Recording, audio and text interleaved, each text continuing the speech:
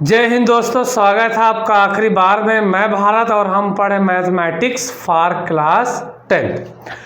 तो some application of trigonometry में अभी तक क्वेश्चन नंबर 10 हो चुके हैं। आज हम लोग करने वाले हैं क्वेश्चन नंबर 11। तो आप अपनी बुक ओपन करके बैठेंगे, ठीक है, क्योंकि बुक अपना आप ओपन करके बैठेंगे ज़्यादा बेटर रहेगा, क्योंकि यहाँ पे क्वेश्चन तो डिस्प्ले होंगे ही, बट साथ ही साथ आप लोग बुक से भी क्या है देखेंगे। तो क्वेश्चन नंबर 11 क्या है? A TV tower stands vertically on A bank of a canal from a point on the other bank directly opposite the tower. The angle of elevation of the top of the tower is 60 degree. From another point 20 meter away from this point on the line joining this point to the foot of the tower, the angle of elevation of the top of the tower is 30 degree.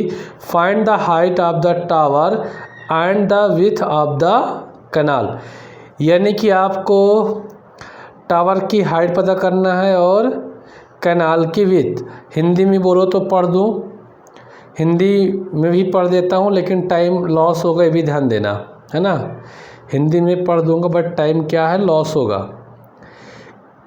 Book इसलिए कहता हूँ आप लोग book open करके बैठा करें। तो देखिए हिंदी में क्या हुआ, इसका मतलब एक नहर के एक तट पर एक टीवी टावर ऊर्ध्वाधरतः खड़ा है, मतलब कि ऊर्ध्वाधर, वर्टिकल जिसे बोलते हैं, ठीक है। मैं थोड़ा हिंदी में, ठीक। टावर के ठीक सामने दूसरे तट के एक अन्य बिंदु से टावर के शिखर का उन्नयन कोण 60 डिग्री है। इसी तट पर इस बिंदु से 20 मीटर दूर और इस बिंदु को मीनार के पास से मिलाने वाली रेखा पर स्थित एक अन्य बिंदु से टावर के शिखर का उन्नयन कोण 30 डिग्री है, जैसे कि चित्र में दिखाया भी गया है। टावर की ऊंचाई और नहर की चौड़ाई ज्ञात कीजिए। टावर की ऊंचाई और नहर की चौड़ाई क्या है, ज्ञात करना है, ठीक है। आइए हम लोग इस क्वेश्चन को कंटिन्यू करते हैं। डायग्राम आप देख ही रहे हैं, ठीक है। तो BC क्या है, नहर की चौड़ाई है, और ये आपका टावर है, और ये 20 मीटर दूर एक क्या है, C पॉइंट से, C क्या है, एक पॉइंट है, और C पॉइंट से 20 मीटर दूर कौन सा पॉइंट है, D पॉइंट है, ठीक है। तो क्वेश्चन नंबर ये 11 है। Solution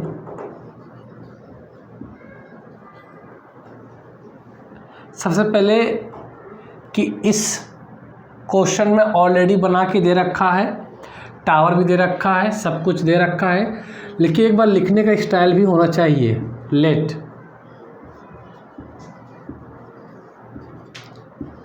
let height of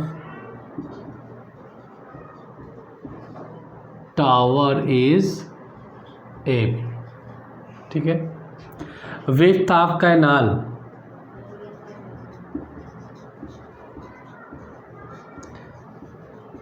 width of canal is BC। आपके मालूम चल गया कि यहाँ पे हाइट क्या है टावर की और कैनाल की क्या है, यहाँ पे विड्थ क्या है, ठीक है। अब आप बारी बारी से ट्रेंगल का यूज करें। यहाँ पे दो ट्रेंगल आपको दिख रहे हैं, एक है ABC, दूसरा है ABD। तो आप क्या करेंगे, in triangle ABC, triangle ABC में मैंने कहा था कि अक्सर हम लोग tan थीटा का ही यूज करते हैं, क्योंकि यहाँ पास कैनाल की विड्थ निकालना है, यानी कि BC से देखिएगा क्या होगा, यहाँ पे बेस होगा। तो आपको मालूम है कि tan थीटा इक्वल टू होता है परपेंडिकुलर अपॉन बेस। यहाँ पे एंगल क्या है आपका 60 है, परपेंडिकुलर क्या है यहाँ पास AB है, एंड बेस क्या लेंगे आप, बेस लेंगे आप यहाँ पे BC लेंगे। एक चीज़ ध्यान दो कि बार बार लिखने से अच्छा होता है कि आप BC को यहाँ पे x मान लीजिए और AB बराबर यहाँ पे क्या हो गया, हाइट आपका h हो गया। ठीक है।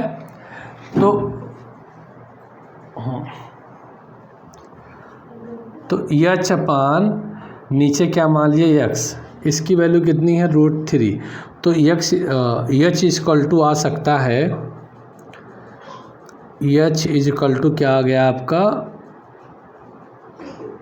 √3x, इसे अंडरलाइन करो। अब आइए ट्रेंगल इन ट्रेंगल ABD, त्रिभुज ABD में यहाँ आप यूज करने वाले हैं tan 30 डिग्री। tan 30 डिग्री जब आप यूज करेंगे, परपेंडिकुलर तो हमारा AB रहेगा, बट बेस क्या हो जाएगा BD हो जाएगा। क्या हो जाएगा BD। अब tan 30 वैल्यू क्या होती है 1/√3। AB आपने एच मान रखा है। BD को आप क्या लिख सकते हैं, BD को लिख सकते हैं, देखो एक बार ठीक है, BD को क्या लिख सकते हैं आप, BD को लिख सकते हैं आप BC + CD, ये लिख सकते हैं 1/√3 is equal to H upon BC कितना है x, CD कितना है आपका 20। अब एक चीज़ क्लियर है कि यहाँ से भी एक लाइन और कर सकते हैं, यहाँ से एच की वैल्यू कितनी निकल सकती है, एच बराबर आप निकाल सकते हैं, इसको इधर ले जाएंगे क्रॉस मल्टीप्लाई करके, तो x/20 और नीचे में क्या है √3। देखो यहाँ एच बराबर इक्वेशन फर्स्ट मान लो, ये क्या हो जाएगा इक्वेशन आपका 2 हो जाएगा। अब ये दोनों सेम है तो इन्हें इक्वल कर दो, ठीक है। फ्रॉम 1 और 2, तो यहाँ पे एच की वैल्यू क्या दे रखी है, यहाँ पे एच की वैल्यू है √3x, देख पा रहे होगे आप, यहाँ एच और क्या दे रखा है √3x, यहाँ एच और क्या दे रखा है, ये आपस में इक्वल हो जाएगा x + 20 अपान का √3। अब देखिए इसके नीचे 1 है, क्रॉस मल्टीप्लाई कर दो, क्रॉस मल्टीप्लाई करोगे तो यहाँ हो जाएगा 3x, यहाँ क्या हो जाएगा x + का 20, तो यहाँ x को इधर लाओगे माइनस हो जाएगा, तो 3x में 1x गया, 2x बचा, और x का कितना बचेगा 10। तो यूनिट में जो भी रखोगे आप, यूनिट यहाँ पर लिख दो, x वैल्यू कितनी आ गई 10 मीटर, या जो भी आपको रखना है 10 यूनिट। अब मुझे बताओ हमने x माना क्या था, x हमने माना था BC, क्या माना था BC, यानी BC की वैल्यू कितनी आ गई, अगर हम 10 मीटर या 10 यूनिट मान लेते हैं, आंसर क्या गया BC बराबर 10 मीटर, या आप इसे 10 यूनिट, अगर मेजरमेंट नहीं दे रखा तो आप इसे यूनिट ही मान के चलेंगे, ठीक है। अगर दे नहीं रखा है तो आप इसे यूनिट लिख देंगे, बस हो गया 10 यूनिट। 10 यूनिट का मतलब होता है कुछ भी, 10 यूनिट, सॉरी 20 मीटर दे रखा है तो इसका मतलब डिस्टेंस किस में होगी, मीटर में ही होगा, I am very very sorry, तो 10 मीटर। तो BC यानी कि क्या आ गया आपका, width of the canal is 10 metre. अब क्या फाइंड करना था, हाइट ऑफ टावर। तो टावर की हाइट क्या होगी, देखिए ये हाइट है, x की वैल्यू रख दो, यहीं पे रख दो, है ना, x की वैल्यू यहाँ पे रख दो, एच बराबर क्या हो जाएगा √3 × 10। एक मिनट, हाइट ऑफ टावर में इधर निकाल दे रहा हूँ, ये इधर हाइट ऑफ टावर क्या दे रखा है, दे रखा है आपका √3x, इसका मतलब √3 × 10, दैट मीन्स 10√3 मीटर। एच मतलब क्या था यहाँ पे AB, तो AB इक्वल टू यानी हाइट ऑफ टावर कितना आ गया 10√3 मीटर। तो हाइट ऑफ टावर कितना आ गया 10√3 मीटर। तो आप लोग जल्दी से कॉपी कर लें, ठीक है जी हाँ बच्चों लोग, आ रहा है मज़ा सवाल को हल करने में। तो नेक्स्ट क्वेश्चन हम लोग सॉल्व करते हैं, इसको जल्दी से आप लोग छाप लें। या जिसे कहते हैं हम लोग, नोट कर लें,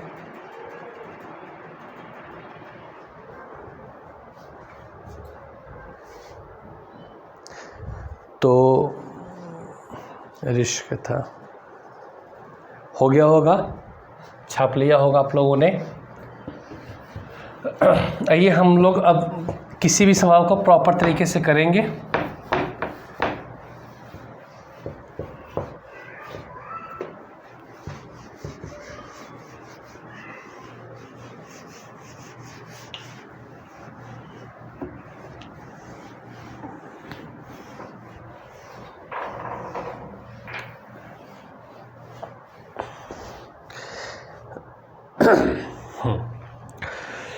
तो नेक्स्ट क्वेश्चन क्या है आपका, आइए।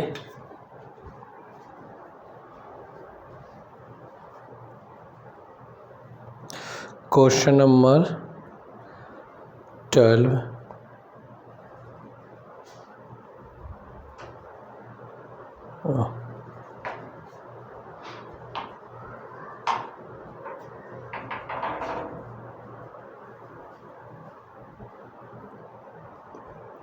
एक मिनट, आप लोग बुक तो ओपन किए ही होंगे, मैं भी एक बार देखता हूँ सवाल क्या है आपका।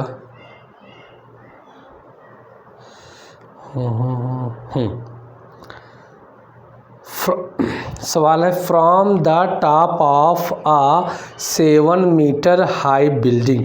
ओके, एक लाइन को पढ़ो फिर इस क्वेश्चन को सॉल्व करो।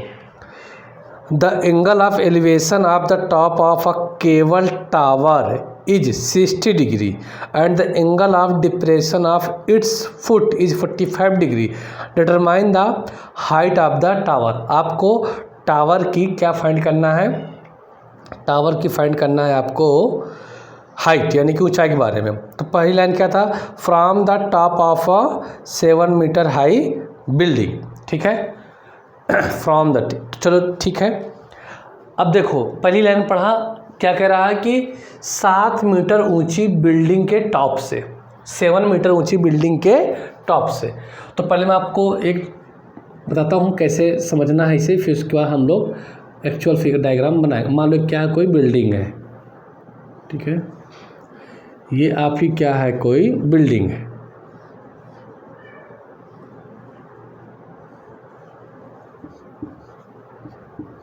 ये बिल्डिंग कितनी हाइट में है, जो बिल्डिंग की ओवरऑल हाइट है ये है 7 मीटर।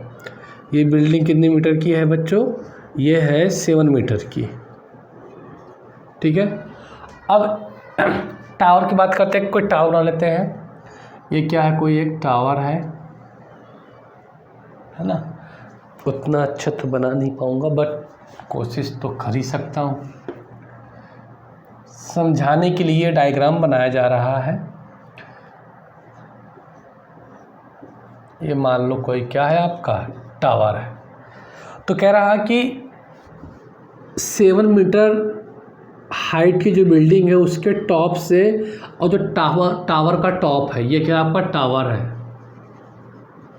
टावर के टॉप से जो एंगल ऑफ एलिवेशन है यहाँ, यानी कि यहाँ से इसके टॉप, यहाँ से इसके टॉप तक, यहाँ से इसके टॉप तक जो एंगल ऑफ एलिवेशन, एक हॉरिजॉन्टल लाइन इस तरीके से आप ड्रा कर दीजिए। जो एंगल ऑफ एलिवेशन है वो कितना है आपका, 60 डिग्री है, ठीक है। और इसी बिल्डिंग के टॉप से ये फुट मतलब कि पैर है इसका, जहाँ कॉलम रुका हुआ है ये, सॉरी यहाँ पे टावर क्या फुट है ये, और यहीं से एंगल ऑफ डिप्रेशन क्या होता है, जब हम ऊपर से नीचे देखते हैं तो ये इस हिसाब से यहाँ पास क्या है, ये है आपका 45 डिग्री, ठीक है। ये बोला है एंगल ऑफ एलिवेशन जो है, हाँ 60 डिग्री है और डिप्रेशन क्या 45 डिग्री है। बस में कि सवाल में ये बोला है, ठीक है। तो आप देख पा रहे हैं कि एक्चुअल में आपका यहाँ पास ट्रायंगल क्या है, बन गया बढ़िया। एक यहाँ पे किस तरीके से एक लाइन इस तरीके से मिला दो बेस को, ध्यान देना, ये और ये क्या होगी, आपस में इक्वल होगी। और अगर ये 7 मीटर है तो जस्ट इसके सामने वाला जो पोर्शन होगा वो भी क्या होगा, 7 मीटर होगा। मान लो ए बी सी टी और मैंने क्या नाम दे दिया, ए नाम दे दिया। मैंने बताया था अल्टरनेट एंगल क्या होते हैं, इक्वल होता है, आपने पढ़ा था ना क्लास 9th में। अगर हॉरिजॉन्टल लाइन जा रही है जो जेड शेप में बनते नहीं है एंगल, जेड शेप में ये एंगल, इस एंगल क्या होता है, इक्वल होता है।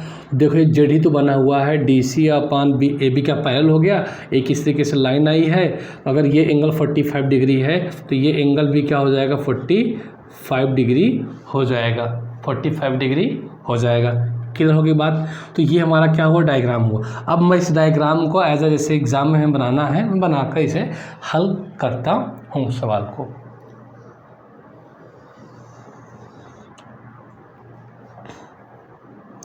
तो एग्ज़ाम में आपको बनाने की ज़रूरत नहीं है बिल्डिंग विल्डिंग, ये ओवरऑल ये वाला फिगर क्या है बन देखने में ठीक है। तो ए बी सी डी ये 7 मीटर है, ठीक है। और ये एंगल ऑफ एलिवेशन कितना 60 डिग्री है, और एंगल ऑफ डिप्रेशन कितना है आपके 45 डिग्री है। ये 45 है तो ये भी क्या हो जाएगा, 45 हो जाएगा। क्लियर हो गई बात। चलो अब हाइट ऑफ टावर पता करना है BC। तो हमने हाइट ऑफ टावर क्या है, एच ले लिया, और ए भी मालूम ही है, ए बी और डी, और ए बी सी और ये डी। इतना लिखने के बाद ये डायग्राम समझ में आ गया है तो मैं इसको रफ करता हूँ, ठीक है।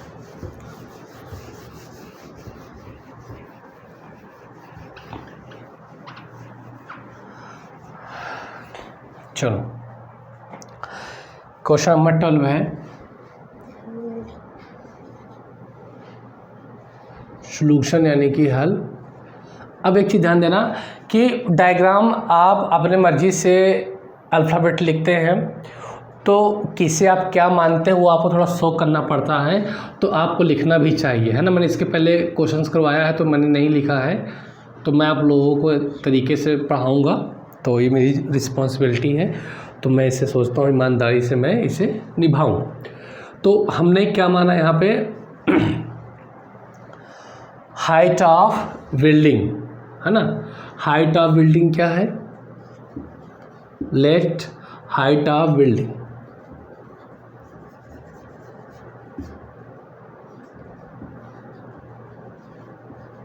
Let height of building is क्या है, एडी है, क्या है एडी, ठीक है। आप ऐसे लिख सकते हैं एडी। चलो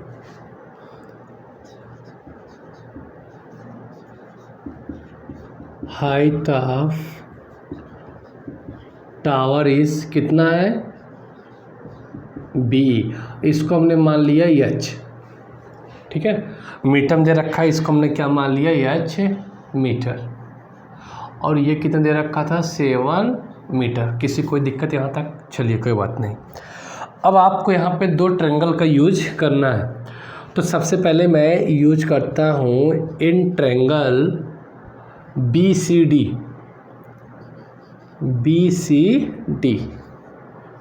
ट्रायंगल BCD। ये भी राइट एंगल ट्रायंगल है, क्यों सर, यहाँ पे जो एंगल हो क्या 90 डिग्री है।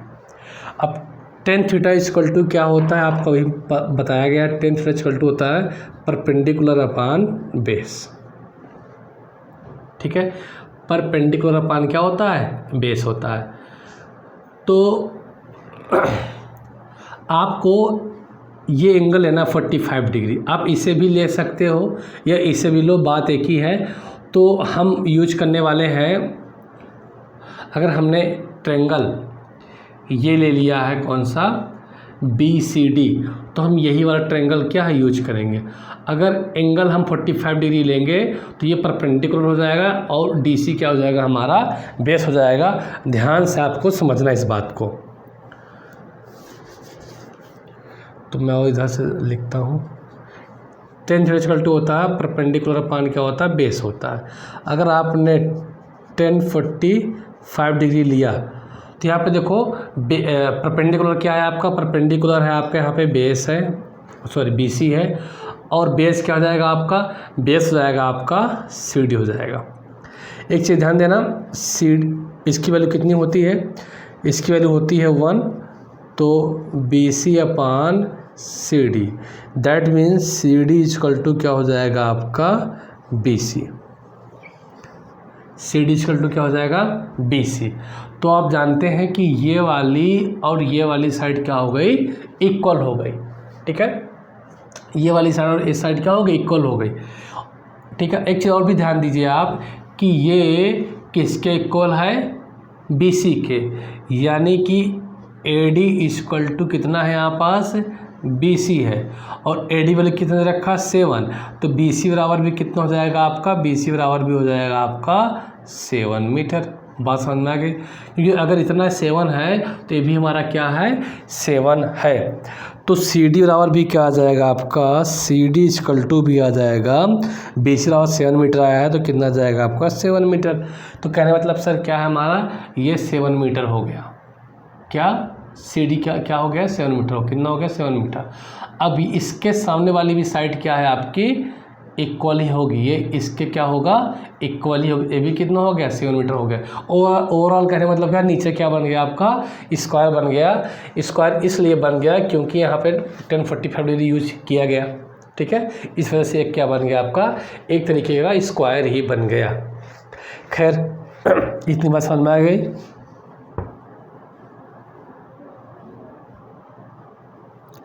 CD 7 मीटर आ गया। अब आप ट्रायंगल कौन सा यूज कर दें, ऊपर वाला ट्रायंगल यूज कर दें। इन ट्रायंगल चलो DCE तो 1060 degree equal to perpendicular upon क्या हो जाएगा, बेस हो जाएगा।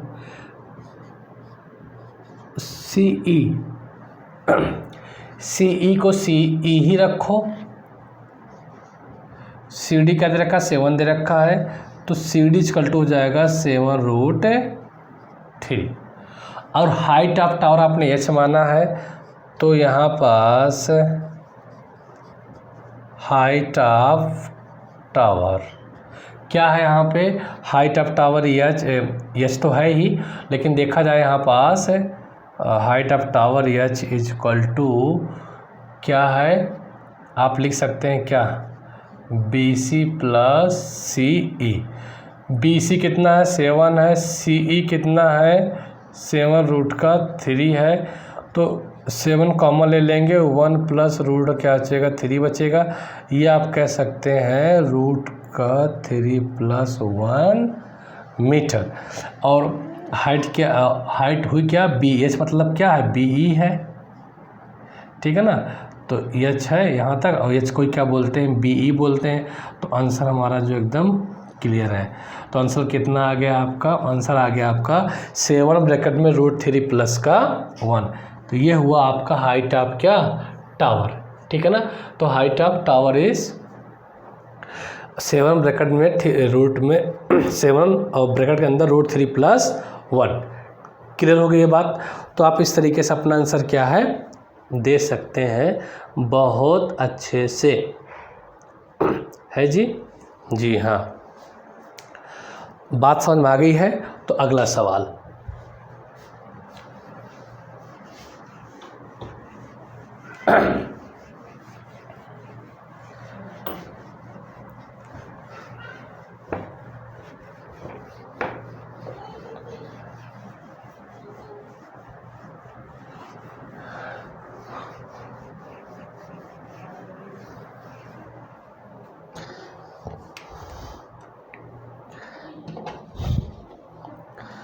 क्वेश्चन नंबर 13 है, as observe from the top of a 7 metre high lighthouse from the sea level, the angles of depression of 2 ships are 30 degree and 45 degree. If one ship is exactly behind the other on the same side of the lighthouse. Find the distance between the two ships. Hindi में ही पढ़ देता हूँ।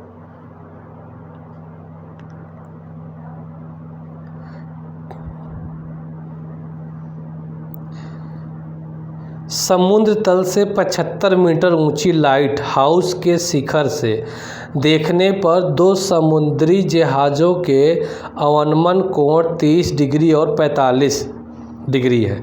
यदि light house के एक ही ओर एक जहाज़ दूसरे जहाज़ के ठीक पीछे हो तो दो जहाज़ों के बीच की दूरी ज्ञात कीजिए। ये आपको क्या है बताना है, दो जहाज़ों के बीच की दूरी। तो आइए हम लोग इस क्वेश्चन को अच्छे से समझते हैं। एक लाइट हाउस है, ठीक है, जो 75 मीटर क्या है हाइट पर है।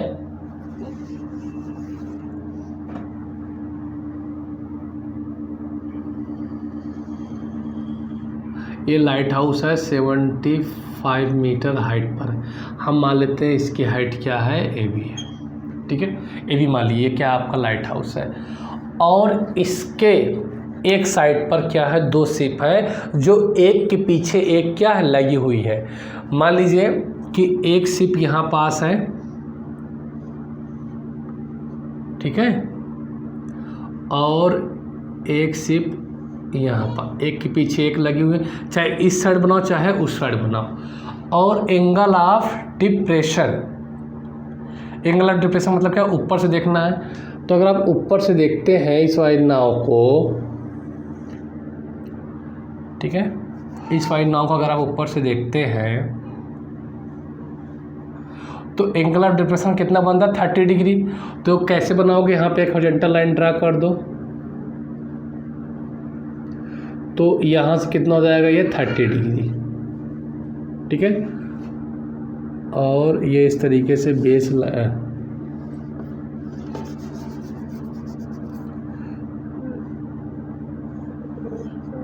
ये इस तरीके से बेस लाइन बना दो, ठीक है। ये 30 डिग्री हो गया। अगर ये 30 डिग्री है तो ये भी क्या हो जाएगा, 30 डिग्री हो जाएगा, ठीक है। एक शिप कहाँ है, यहाँ पास है। अच्छा, ये शिप पीछे ही क्यों नहीं बनाई जा रही है, क्योंकि 30 डिग्री का एंगल हो चुका है, 45 डिग्री इसके आगे ही बनेगा। और यहीं से देखा जा रहा है ये इस नाव को, तो ये जो एंगल बनेगा कितना बनेगा, 45 डिग्री। इस जो भी एंगल ऊपर से लिया जाएगा वो इस हॉरिजॉन्टल लाइन से ही क्या है बनेगा। तो 45 डिग्री हो गया, और ये भी क्या हो गया आपका 45 डिग्री हो गया, ठीक है। ये पहली नाव है, ये क्या तुम्हारी दूसरी नाव। तो ए बी ये पॉइंट दे दो सी, ये पॉइंट दे दो आप यहाँ पास डी। यहाँ तक किसी की कोई प्रॉब्लम हो तो बताओ। अगर आपने डायग्राम बना लिया तो डायग्राम बनाते ही आपका क्वेश्चन क्या हो गया, सॉल्व हो गया। तो मेन तो यहाँ पे क्या है, आपका डायग्राम है। तो क्वेश्चन नंबर क्या है आपका 13 है। क्या क्या आपने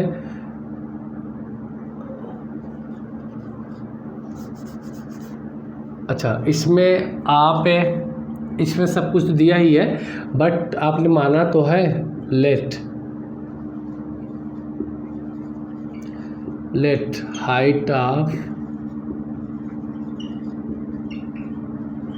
light house is A B, और ए बी बराबर क्या दे रखा है, ए बराबर दे रखा 75 मीटर, ठीक है। बात समझ में आ गई। डिस्टेंस बिटवीन टू शिप, दो जहाज़ों के बीच की दूरी क्या है, सीडी है। क्या है, सीडी है।